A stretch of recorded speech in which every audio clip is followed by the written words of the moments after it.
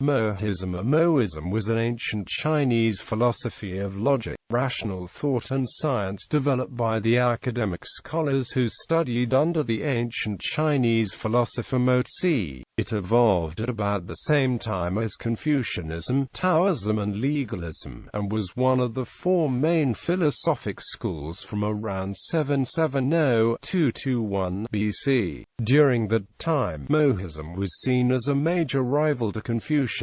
The administrative thought of Mohism was absorbed by Chinese legalism, and its books were later merged into the Taoist canon, all but disappearing as an independent school of thought. Introduction. Mohism is best known for the concepts of impartial care. This is often translated and popularized as universal love, which is misleading, as Mozi believed that the essential problem of human ethics was an excess of partiality in compassion, not a deficit in compassion as such. His aim was to re-evaluate behavior, not emotions or attitudes. The Mohists formed a highly structured political organization that tried to realize the ideas they preached. The writings of Mozi, like Confucians, they hired out the services not only for gain, but also in order to realize their own ethical ideals. This political structure consisted of a network of local units in all the major kingdoms of China at the time, made up of elements from both the scholarly and working classes. Each unit was led by a juzi. Within the unit, a frugal and ascetic lifestyle was enforced. Each juzi would appoint his own successor. Mohists developed the sciences of fortification and statecraft, and wrote treatises on government, ranging in topic from efficient agricultural production to the laws of inheritance. They were often hired by the many warring kingdoms as advisors to the state. In this way, they were similar to the other wandering philosophers and knights-errant of the period.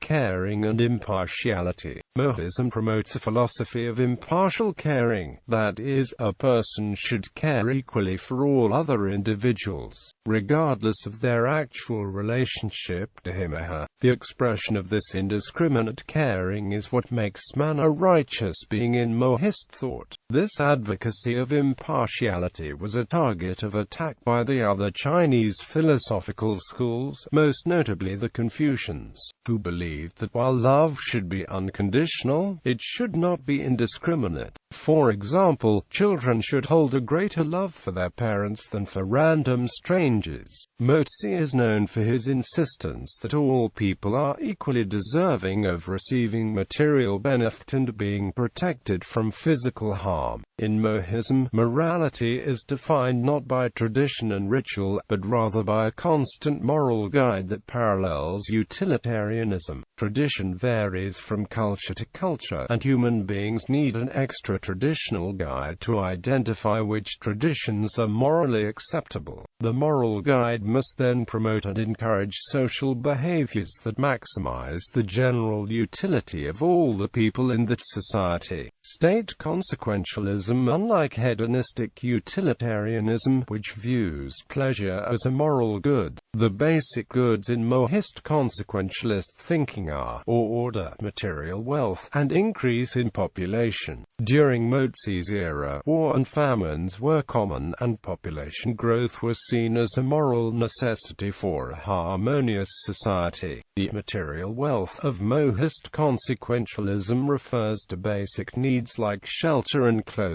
Stanford sinologist David Shepard Neveson, in the Cambridge History of Ancient China, writes that the moral goods of Mohism are interrelated. More basic wealth, then more reproduction, more people, then more production and wealth. If people have plenty, they would be good, filial, kind, and so on unproblematically. Quote, in contrast to Bentham's views, state consequentialism is not utilitarian because it is not hedonistic. The importance of outcomes that are good for the state outweigh the importance of individual pleasure and pain. Society. Mozi posited that, when society functions as an organized organism, the wastes and inefficiencies found in the natural state are reduced. He believed that conflicts are born from the absence of moral fundamental uniformity found in human cultures in the natural state, i.e., the absence of the definition of what is right and what is wrong. According to Mozi, we must therefore choose leaders who will surround themselves with righteous followers, who will then create the hierarchy that harmonizes FEI. In that sense, the government becomes an authoritative and automated tool, assuming that the leaders in the social hierarchy are perfectly conformed to the ruler, who is perfectly submissive to heaven. Conformity in speech and behavior is expected of all people. There is no freedom of speech in this model. However, the potentially repressive element is countered by compulsory communication between the subjects and their leaders. Subjects are required to report all things good or bad to the rulers. Mohism is opposed to any form of aggression, especially war between states. It is, however, permissible for a state to use force in legitimate defense. Meritocratic government. Mozi believed that the norm of handing out important government responsibilities to one's relatives regardless of capabilities, as opposed to those who were best equipped to handle these responsibilities, restricted social mobility. Mozi taught that as long as a person was qualified for a task, he should keep his position, regardless of blood relations. If an officer were incapable, even if he were a close relative of the ruler, he ought to be demoted, even if it meant poverty. A ruler should be in close proximity to talented people, treasuring talents and seeking their counsel frequently. Without discovering and understanding talents within the country will be destroyed. History unfortunately saw many people who were murdered, not because of the frailties, but rather because of the strengths. A good bow is difficult to pull, but it shoots high. A good horse is difficult to ride, but it can carry weight and travel far. Talented people are difficult to manage, but they can bring respect to the rulers. Law and order was an important aspect of Mozi's philosophy. He compared the carpenter, who uses standard tools to do his work, with the ruler, who might not have any standards by which to rule at all. The carpenter is always better off when depending on his standard tools, rather than on his emotions. Ironically, as his decisions affect the fate of an entire nation, it is even more important that a ruler maintains a set of standards. And yet he has none. These standards cannot originate from man, since no man is perfect. The only standards that a ruler uses have to originate from heaven, since only heaven is perfect. The law of heaven is love. In a perfect governmental structure where the ruler loves all people benevolently, and officials are selected according to meritocracy, the people should have unity in belief and in speech. His original purpose in this teaching was to unite people and avoid sectarianism. However, in a situation of corruption and tyranny, this teaching might be misused as a tool for oppression. Should the ruler be unrighteous, 7 disasters would result for the nation. These 7 disasters are: neglect of the country's defense, yet there is much lavished on the palace. When pressured by foreigners, neighboring countries are not willing to help. The people are engaged in unconstructive work while useless fools are rewarded. Law and regulations became too heavy such that there is repressive fear and people only look after their own good. The ruler lives in a mistaken illusion of his own ability and his country's strength. Trusted people are not loyal while loyal people are not trusted. Lack of food. Ministers are not able to carry out the work. Punishment fails to bring fear and reward fails to bring happiness. A country facing these 7 disasters will be destroyed easily by the enemy, rather than standards of national wealth which are rationalized in terms of first world development, industrialization, capital and assets appreciation, trade surplus or deficit. The measure of a country's wealth in Mohism is a matter of sufficient provision and a large population. Thriftiness is believed to be key to this end. With contentment with that which suffices, men will be free from excessive labor, long-term war and poverty from income gap disparity. This will enable birth rate to increase. Mozi also encourages early marriage. Supernatural forces. Rulers of the period often ritually assigned punishments and rewards to the subjects in spiritually important places to garner the attention of these spirits and ensure that justice was done. The respect of these spirits was deemed so important that prehistoric Chinese ancestors had left their instructions on bamboo plates and stones to ensure the continual obedience of the future descendants to the dictates of heaven. In Mozi's teachings, sacrifices of bulls and rams were mentioned during appointed times during the spring and autumn seasons. Spirits were described to be the pre-existing primal spirits of nature, or the souls of humans who had died. The Mohists polemicized against elaborate funeral ceremonies and other wasteful rituals, and called for austerity in life and in governance, but did not deem spiritual sacrifices wasteful. Using historical records, Mohists argued that the spirits of innocent men wrongfully murdered had appeared before to enact the vengeance. Spirits had also been recorded to have appeared to carry out other acts of justice. Mohists believed in heaven as a divine force, the celestial bureaucracy, and spirits which knew about the immoral acts of man and punished them, encouraging moral righteousness, and were wary of some of the more atheistic thinkers of the time, such as Han Fei. Due to the vague nature of the records, there is a possibility that the Mohist scribes themselves may not have been clear about this subject. Against fatalism, Mozi disagrees with the fatalistic mindset of people, accusing the mindset of bringing about poverty and suffering. To argue against this attitude, Mozi used three criteria to assess the correctness of views. These were: assessing them based on history, assessing them based on the experiences of common, average people, assessing the usefulness by applying them in law or politics. In summary, fatalism, the belief that all outcomes are predestined or fated to occur, is an irresponsible belief espoused by those who refuse to acknowledge that their own sinfulness has caused the hardships of their lives. Prosperity or poverty are directly correlated with either virtue or sinfulness, respectively, not fate. Mozi calls fatalism a heresy which needs to be destroyed. Against ostentation. By the time of Mozi, Chinese rulers and the wealthier citizens already had the practice of extravagant burial rituals. Much wealth was buried with the dead, and ritualistic mourning could be as extreme as walking on a stick hunchback for 3 years in a posture of mourning. During such lengthy funerals, people are not able to attend to agriculture or care for the families, leading to poverty. Mozi spoke against such long and lavish funerals and also argued that this would even create resentment among the living. Mozi views aesthetics as nearly useless.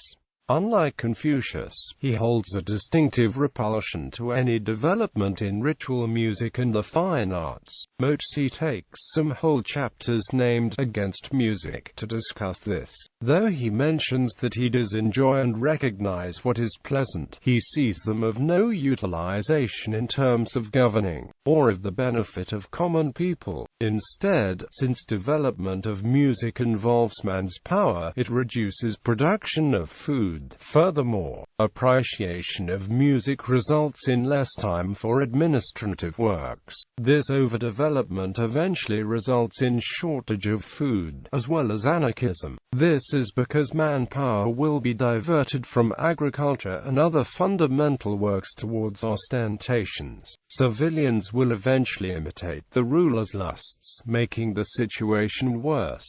Mozi probably advocated this idea in response to the fact that during the Warring States period, the Zhou king and the aristocrats spent countless time in the development of delicate music while ordinary peasants could hardly meet their subsistence needs.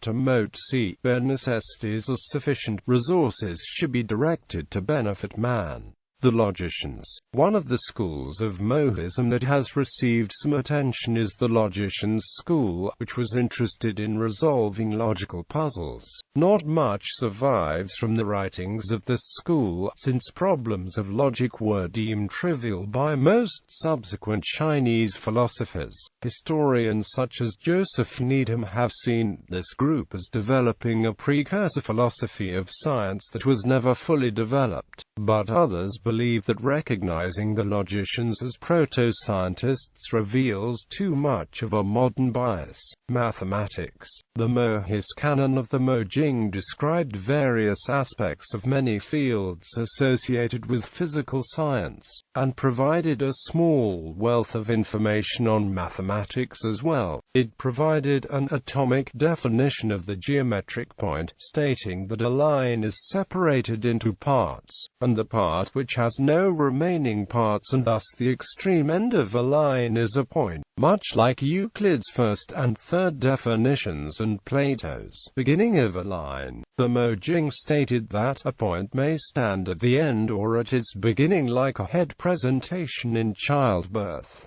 There is nothing similar to it. Similar to the atomists of Democritus, the Mojing stated that a point is the smallest unit and cannot be cut in half. Since nothing cannot be halved, it stated that two lines of equal length will always finish at the same place. While providing definitions for the comparison of lengths and for parallels, along with principles of space and bounded space, it also described the fact that planes without the quality of thickness cannot be piled up since they cannot mutually touch. The book provided definitions for circumference, diameter, and radius, along with the definition of volume. Siege engineers. One consequence of Mohist understanding of mathematics and the physical sciences, combined with the pacifist philosophy and skills as artisans, was that they became the preeminent siege engineers during the period prior to the Qin unification of China, capable of both reducing defenses and holding cities. They believed in aiding the defensive warfare of smaller Chinese states against the hostile offensive warfare of larger domineering states. The Mohist beliefs were outside the mainstream of Chinese thought and culture, but they were tolerated and employed for their utility as siege engineers. They were renowned in the smaller states for the inventions of siege machinery to scale or destroy walls. These included traction trebuchet catapults, 8-foot-high ballistas, a wheeled siege ramp with grappling hooks known as the Cloud Bridge, and wheeled hook carts used to latch large iron hooks onto the tops of walls to pull them down. This component of Mohism is dramatized in the story of Gongxiu, recorded in the Mohist canon. Mozi travels 10 days and nights when he hears that Gongxiu Pan has built machines for the king of Chu to use in an invasion of the smaller state of Song. Upon arriving in Chu, Mozi makes a wall out of his belt and sticks to represent machines, and shows Gongxiu Pan that he can defend Song against any offensive strategy Chu might use. Mozi then announces that 300 of his disciples are already on the walls of Song, ready to defend against Chu. The king cancels the invasion. Decline. With the unification of China under the Qin, China was no longer divided into various states constantly fighting each other, where previously the Mohists proved to be an asset when putting a city under siege, or defending a city against an external threat without wars, and in particular siege wars. There was no more need for the skills. The Stanford Encyclopedia of Philosophy suggests, in addition to the decline of siege warfare, the major factor is probably that as a social and philosophical movement, Mohism gradually collapsed into irrelevance. By the middle of the former Han Dynasty, the more appealing aspects of Mohist thought were all shared with rival schools. Their core ethical doctrines had largely been absorbed into Confucianism, though in a modified and unsystematic form. Key features of the political philosophy were probably shared with most other political thinkers thinkers, and the trademark opposition to warfare had been rendered effectively redundant by unification. The philosophy of language, epistemology, metaphysics, and science of the later Mohist canons were recorded in difficult, dense texts that would have been nearly unintelligible to most readers. What remained as distinctively Mohist was a package of harsh, unappealing economic and cultural views, such as their obsession with parsimony and the rejection of music and ritual, compared with the classical learning and rituals of the Confucians, the speculative metaphysics of yin-yang thinkers, and the romantic nature, mysticism and literary sophistication of the Taoists. Mohism offered little to attract adherents, especially politically powerful ones. Modern perspectives. Jin Guantao, a professor of the Institute of Chinese Studies at the Chinese University of Hong Kong; Fan Hongye, a research fellow with the Chinese Academy of Sciences Institute of Science Policy and Managerial Science; and Lu Qingfeng, a professor of the Institute of Chinese Culture at the Chinese University of Hong Kong, have argued that without the influence of proto-scientific precepts in the ancient philosophy of Mohism, Chinese science lacked a definitive structure. For the Middle and Late Eastern Han to the early Wei and Jin dynasties, the net growth of ancient Chinese science and technology experienced a peak. Han studies of the Confucian classics, which for a long time had hindered the socialization of science, were declining. If Mohism, rich in scientific thought, had rapidly grown and strengthened, the situation might have been very favorable to the development of a scientific structure. However, this did not happen because the seeds of the primitive structure of science were never formed. During the late Eastern Han, disastrous upheavals again occurred in the process of social transformation, leading to the greatest social disorder in Chinese history. One can imagine the effect of this calamity on science.